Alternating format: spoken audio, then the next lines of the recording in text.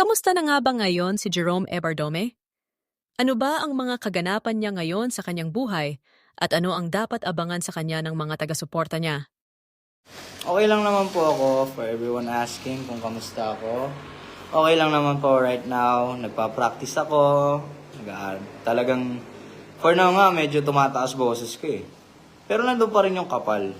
Mas nagiging komportable lang ako sa upper range ko. Kumbaga mas madali ko na siya nagagawa. Especially lalo pag may mga biglaang birit, mga ganun. Mga ganap sa buhay ko right now is ayun, tingi-tingi pa rin ang transformer.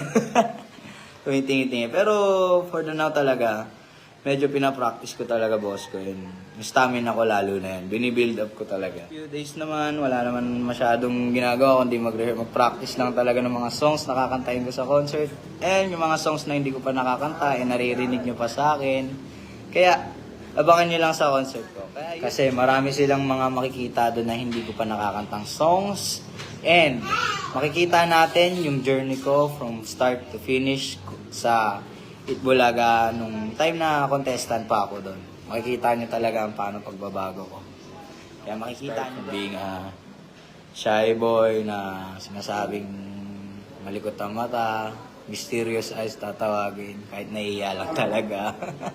From the now na medyo makulit pa rin, medyo mahihain, pero at least mas nagiging confident na mag-express ng expression sa inyo guys. Mas nagiging confident na sa stage dahil sa mga supportan nyo guys.